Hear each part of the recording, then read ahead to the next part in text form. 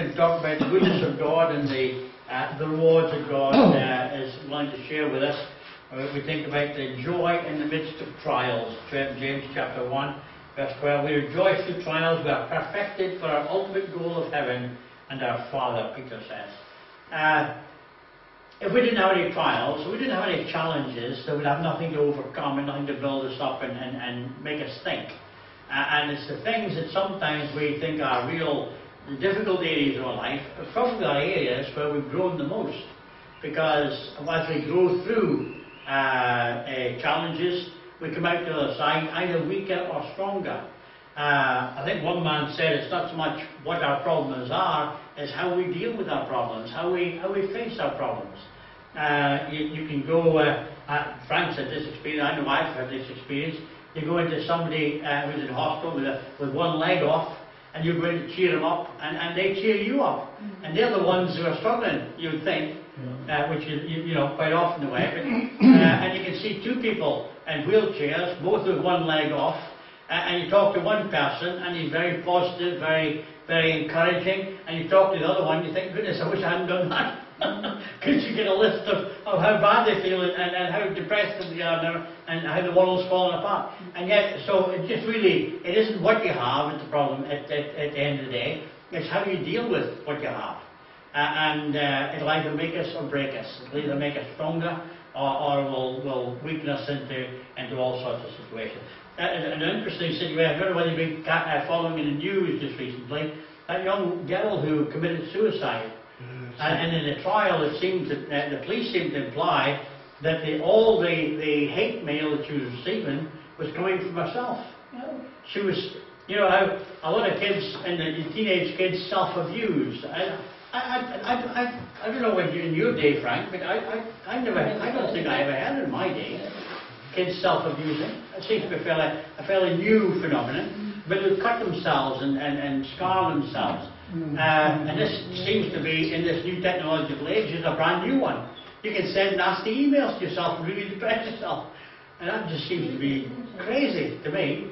Because sometimes the mental abuse that you can take is sometimes far worse than the physical. So it's an interesting thing as that develops. It's a tragedy. Whatever way you look at it, it's a tragedy. Whether it's been a self-abuse or whether it's been abused by others. But it's how we cope with that. And often, often in the news, not just the news, but in different programs where they talk about traumatic things happening in people's lives, often we have the opportunity either to become a victim, in other words, to allow that situation to cripple us for the rest of our lives, or we can use that situation to become stronger. And to be able to have a greater empathy for other people. And it's a character maker or a character breaker.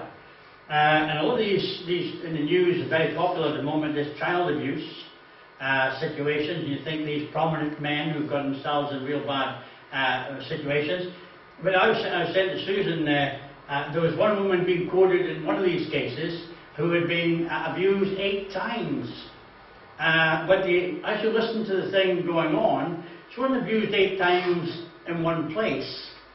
She wasn't even abused 8 times at one time. It's over a period of times. Now, if I'd been abused by somebody, and I'd gone to a show and met one of these guys and had been in awe of one of these guys, and he got me in a situation where he took advantage of me and abused me at the age of 14, it seems absolutely crazy for me to go the next week when he's somewhere else and put myself back into a situation where he can abuse me again. It just doesn't seem sense. Yeah, it doesn't seem to make sense. Though, you know, to be fair, a lot of these men in the music and film industry would have taken advantage of a lot of young people because they were basically throwing themselves at them at that age. So it was almost like setting somebody loose in a box of chocolates. You know, you're going to succumb to the temptation time and time again. That doesn't make it right, but it does mean to say that was an environment where it was a common occurrence in rock bands and all sorts of stuff. It's interesting then, 20, 30, 40 years later, how some of these women have allowed that experience to actually traumatized their whole life all the time. And that's the difference what I'm saying. You can have that. There was somebody on TV saying, when I was young, my father used to smack me with something, you know, and he was totally traumatized by that. And I thought to myself, goodness, if you'd had my experience, that was a piece of cake for you. But anyway, it's you know, you can allow yourself to be traumatized by it, or you can say, well, you know, I deserve a lot of that. I think the problem with some of these young girls is quite easy to solve. Get off Twitter and Facebook. Get off them. Then you won't read the stuff. This is the problem. I mean, I was a psychologist saying, really, a lot of young people today, that is their life. That's a peer group. That's a pressure. Do you think? You never hear of it as much because it wasn't publicised as much. Yeah, you know, the media tells you everything now. It's instant information now. Before you didn't know. Because I do remember, I was brought up in a little village, and I was approached by somebody in a homosexual manner, and that's going back, what am I? I'm 65 now, so it must have been 50 odd years ago. And that was, you know, something brand new to me at that particular time, whereas today it's very commonplace. And I would assume, I didn't hear a lot about it when I was a young guy, but I knew that, you know, that was out there. I didn't think there was a lot of it about. I thought it was kind of an odd experience. I talked to a couple of mates, I found that they had the same approach. But, you know, it was, as you say, the media weren't able to communicate it quite as quickly as they can today. And that's really and that's also another factor today. When you read about somebody, a young person easily influenced, and you hear about them doing something or being involved in something, it's so much easier for other young people to think, well, either that's a good idea, I could do that. And so it's far more of a snowball effect, where something may be contained many years ago. It's more difficult to contain something today. So, you know, so there is that element. But the end of the day, I mean, Christ challenges us to deal with our sin and to move on. Paul, I'm sure he never forgot how he used to persecute Christians before he became a Christian. But he says, you know, I'm leaving that behind me. I'm moving on.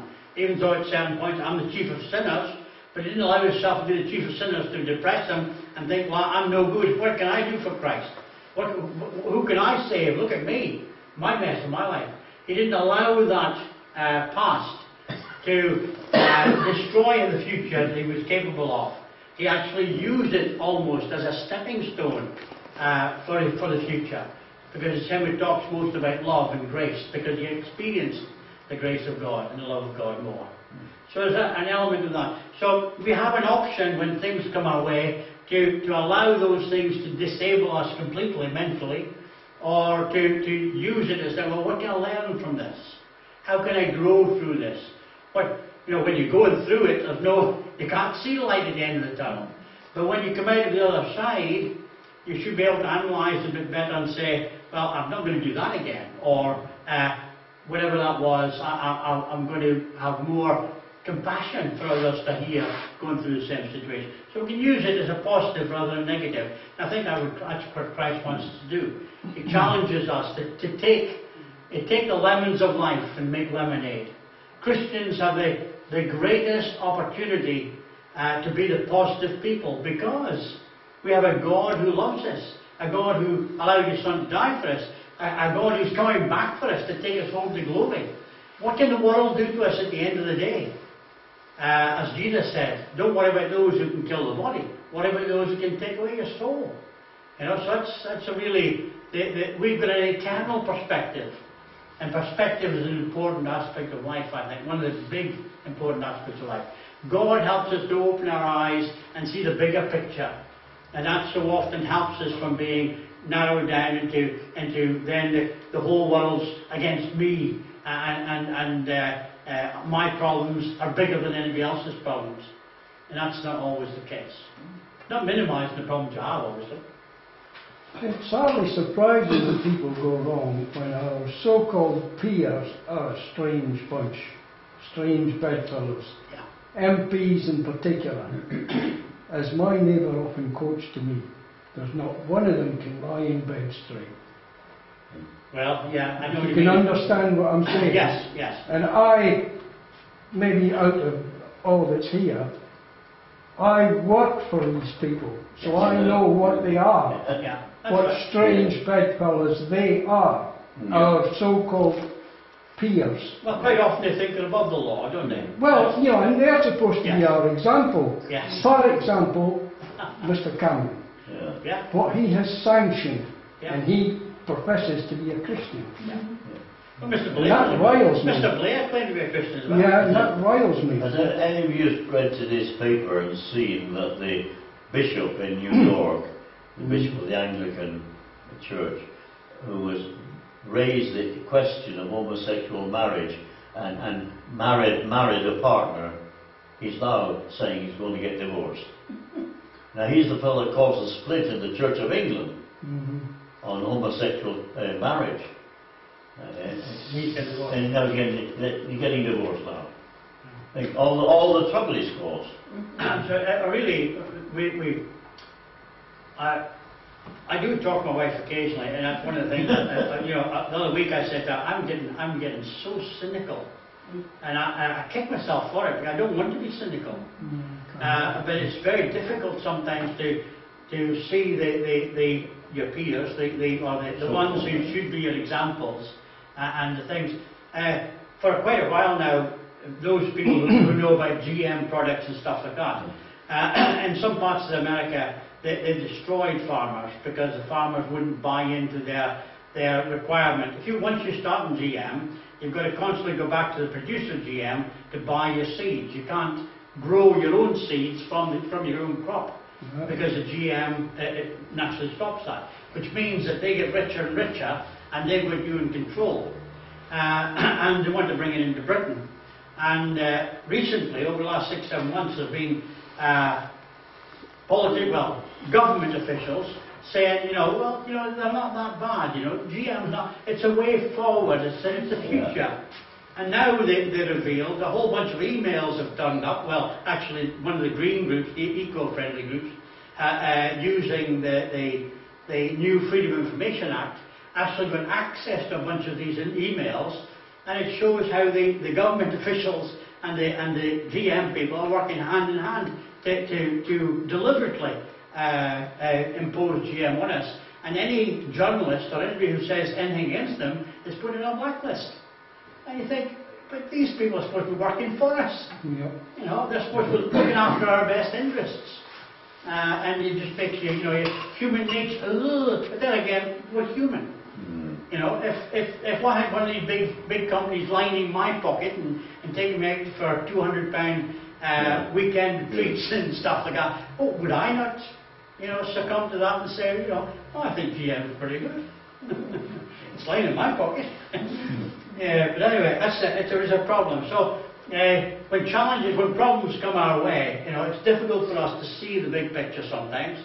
It's difficult for us to recognise that God can use this situation to change things. And sometimes when bad things happen to good people, we really struggle with that. But at the end of the day, why not? If they happen to bad people, why can't they happen to good people as well?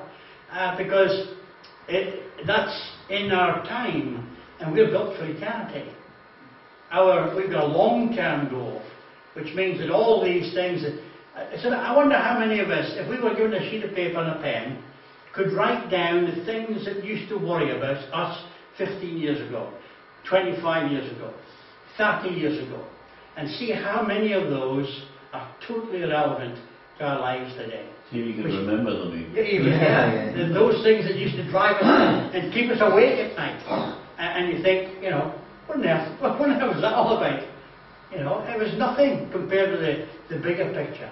And that's the relationship we have with God. The kind of God we have enables us to hopefully grasp hold of the bigger picture. And that's really important. I mean, this back problem you've got, Terry, in 6 months' time, hopefully it'll have gone away. To walking sticks in a wheelchair. Yeah.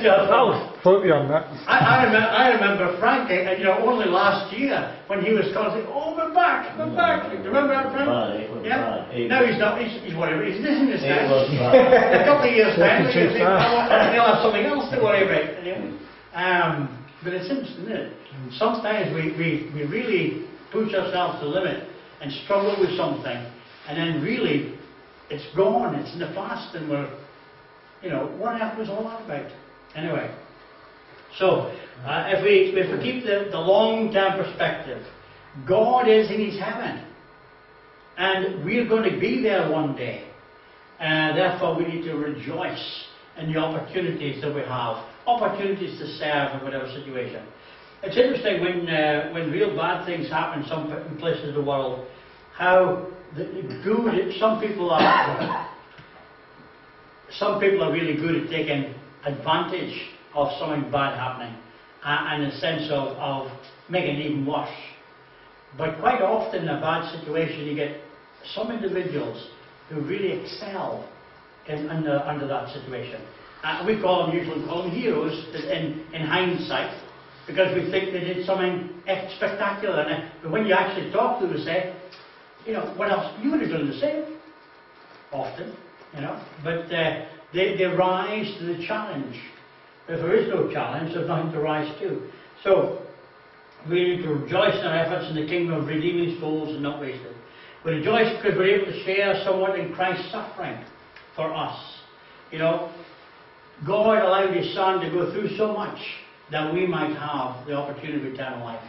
And then sometimes we then complain. Jesus said, didn't He, in the Beatitudes?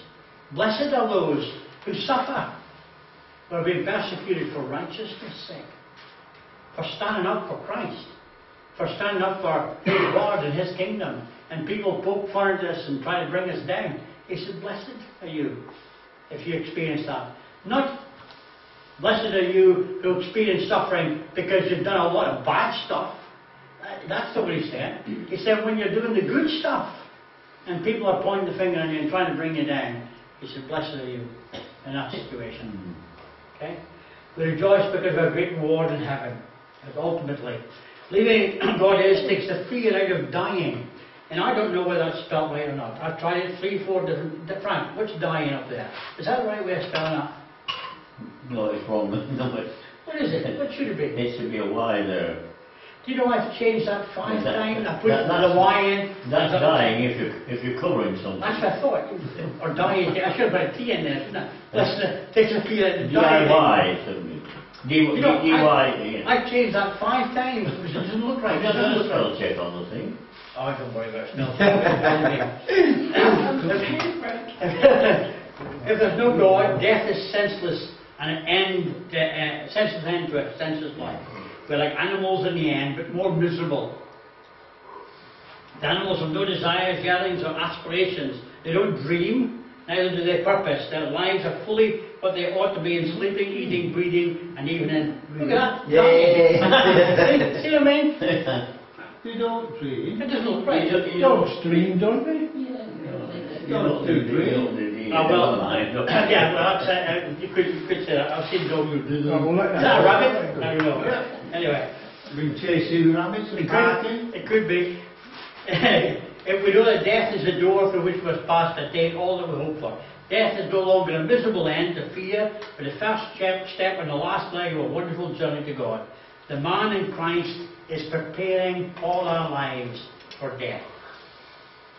There is no sting. Its fangs cannot hold us just as they couldn't hold Christ our Lord. He opened up the tomb. When the Lord returns for us, we will break forth from the grave incorruptible, glorious, powerful, spiritual, immortal. That's an amazing concept. Okay, that's a big picture. We can't be beat. No.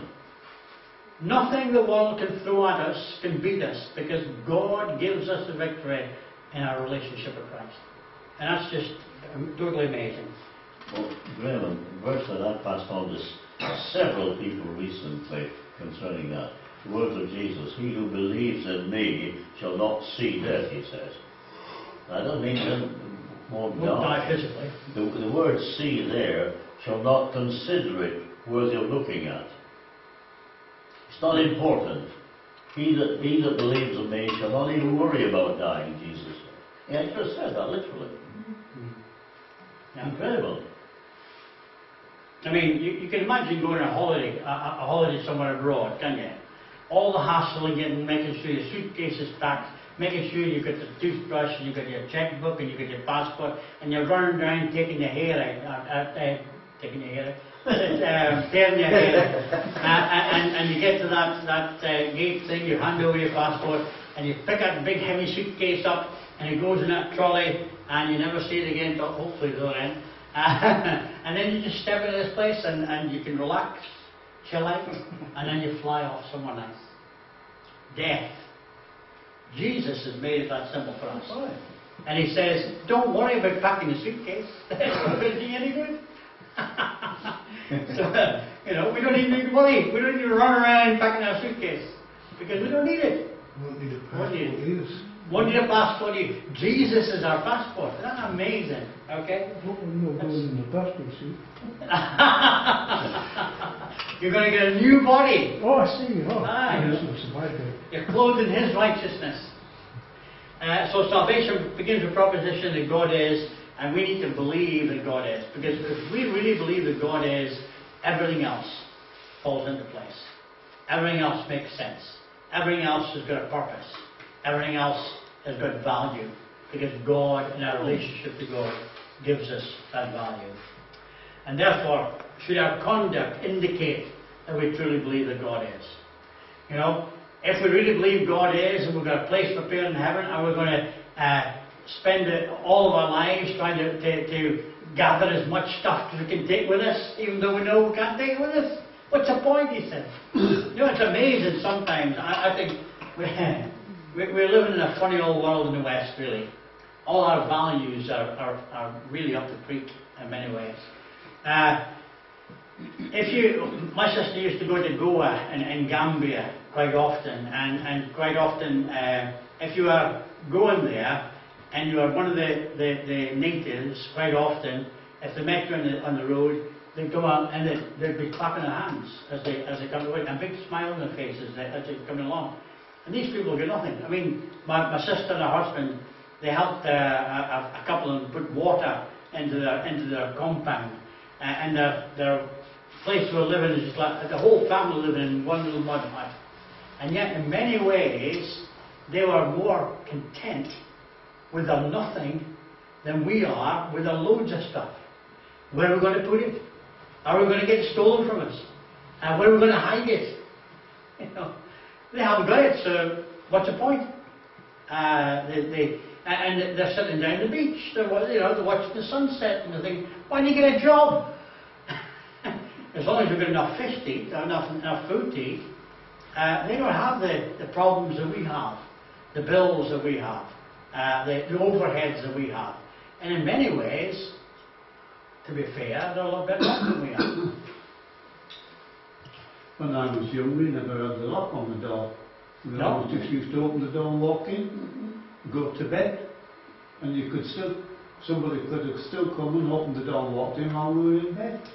I don't remember when I was really young. I don't remember haven't been able to have too many holidays. I think we had at least 3, and in those 3 we went away for. One of them I remember went to Wales for 2 weeks, which is a long way from Aberdeenshire, and we left the door open so the dog could come around, and for 2 weeks we went away.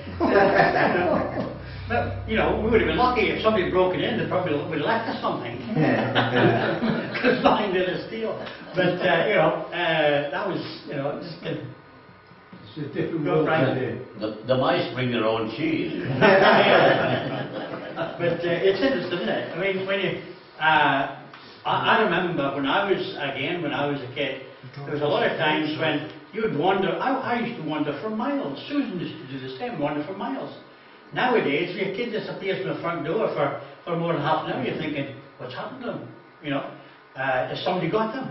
I remember Petra, when we used to live on the Kingswood estate, we had a gap that much under our back gate. I should have fixed it, really. But quite often, we'd be in the house, the telephone would ring, and the police would say, Petra's in the station again. And she'd have stuck out under the gate, and wandered away, spent some time in the town. Then when she was happy, finished, ready to go home, she'd go to the police station, and they would ring, hey, come here. But if that happened today, you'd think, oh, you know, wow, she's gone, what happened? Where is she? Who's got her? What's happened to her? You just can't do the same today, can you? The social devil. Yeah. Social devil. You wouldn't get back. You don't have us for letting them loose. Yeah. So it's a different, you know, the more we have, the more pressures we have. In reality, and sometimes in real terms, we're not that much more happy than when we didn't have a lot to worry about. Okay? In Ghana, I went into the Upper Volta region to see John Tamatlo's mother. John took me to see his mother. She lived in what looked like a shed. You wouldn't keep cattle in it. And then she was quite contented. She put on her best clothes to see me. And I looked around. It really was a horrible place she lived in. Yes, incredible. But they were happy. Yeah. They don't know what we have. That's right. That's part of the problem. This is one of the big problems in China and lots of these places in the Philippines. Once they've got television and they get a whole bunch of programs from America and from Britain and think, wow, look what they've got, look what they've got. But suddenly, where they were quite content not to have anything, it was like McDonald's. Would you believe McDonald's is one of the first places into somebody, like into China, into Russia? And especially the Chinese, they've been living on three bowls of rice all day for years and years and years, and be quite content with that. And then suddenly start eating McDonald's with all the flavours and stuff. And you say, here's your bowl of rice. They say, oh, it's a bit more tasty. And then they change over to our diet, and that messes them up completely. Because our diet's rubbish. And the government's clamping down on that now. Yeah, quite right. They're stopping Western adverts on the television, Western films now in China. Yeah. That's today's news.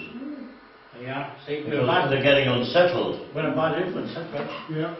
So it's true, if you don't know what you're missing, then you won't want it. But once you know what you're missing, so your neighbour's got a TV and you haven't got one, then you want one.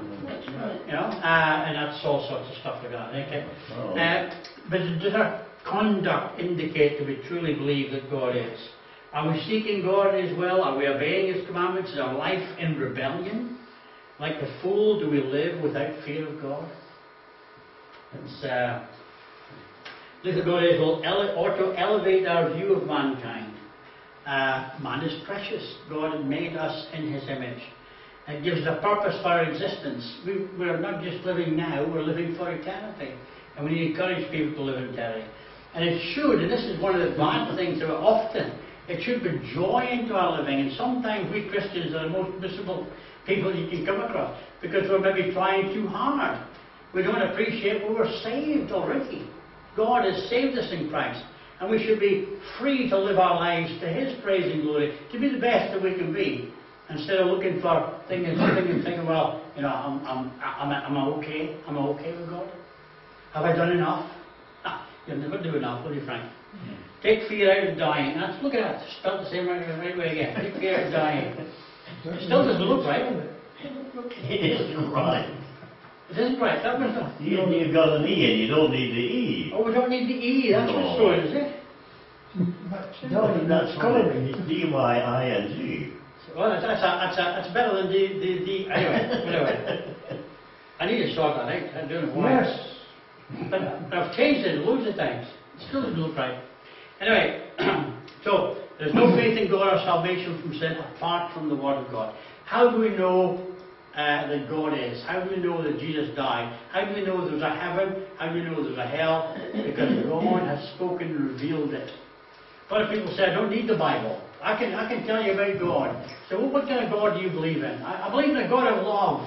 Okay, where do you get that idea from? Well, John 3:16 said, just a minute, that's in the Bible.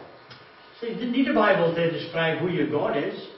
But you can't describe your God without going to the Bible. He is the Creator. He is the Sustainer. He is the Maker. He is the Molder. He is the salvation of all people. Where art thou found? It's all found in the Word of God. Faith comes by hearing, and hearing by the Word of God. Without faith, it's impossible to please God. Therefore, without the Word of God, we cannot please God. God has spoken His evidence, it's reasonable to believe that God who created would communicate with His creation. So it's an interesting thing, okay? Whoever God is, He hasn't left us to our own devices. So it's logical if the God who loves us, He wants to give us guidance. And that's why we have the Word of God to give us that guidance in our life. And that's an important aspect. So we've got the workshop manual to help us, to mould us, to make us into the kind of people He wants us to be. And we'll hold it there. Any comments? It's all in the book, you know.